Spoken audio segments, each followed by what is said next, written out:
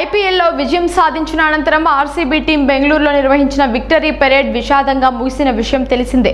Victory parade జరిగే చిన్నస్వామి స్టేడియంలో జరిగిన తొక్కిసలాటలో 11 మంది ప్రాణాలు కోల్పోయారు. మృతుల్లో ఆంధ్రప్రదేశ్కు చెందిన 13 ఏళ్ల బాలిక కూడా ఉండగా 17, 19 ఏళ్ల వయసున్న మరో ఇద్దరు ఉన్నారు.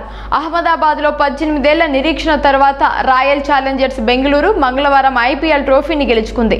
అనంతరం ఆర్సీబీ టీం బెంగళూరులోని చిన్నస్వామి స్టేడియంలో విజయోత్సవ కార్యక్రమాన్ని నిర్వహించాలని భావించింది.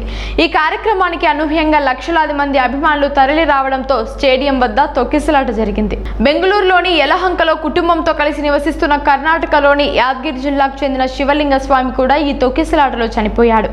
అసెంబ్లీ కాంప్లెక్స్ వద్ద వీఐపీలు ఉండటంతో అక్కడ భారీగా భద్రతా సిబ్బందిని మోహరించారు. స్టేడియంలో రద్దీ సామర్థ్యానికి మించి ఉంది.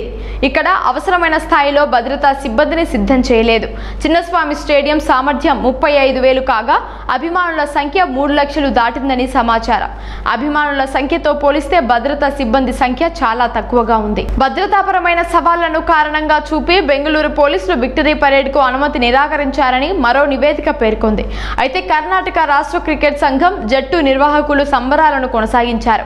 మధ్యాహ్నం 3:14 ఫస్ట్ కమ్ ఫస్ట్ సర్వ్ ప్రాతిపదికన ఆర్సీబీ విక్టరీ పరేడ్ నిర్వహించి ఉచిత పాసులు ప్రకటించడంతో పెద్ద సంఖ్యలో ప్రజలు స్టేడియానికి తరలివచ్చారు. ప్రజలు గేట్లు ఎక్కి బారికేడ్లను తోసేయడం, కొందరు చెట్లు కూడా ఎక్కిన దృశ్యాలు ఉన్నాయి.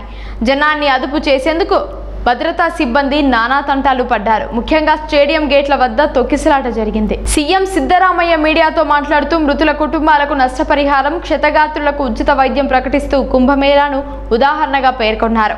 ఇలాంటి ఘటనలు చాలా చోట్ల జరిగాయి. ఇప్పుడు వారితో పోల్చి అది అక్కడక్కడ జరిగిందని చెప్పి నేను సమర్థించుకోను. కుంభమేళాలో 50 నుంచి 60 మంది చనిపోయారు. కానీ నేను విమర్శించలేదు. కాంగ్రెస్ విమర్శిస్తే అది వేరే విషయం. నేను గాని కర్ణాటక ప్రభుత్వం గాని విమర్శించామా అని ప్రశ్నించారు.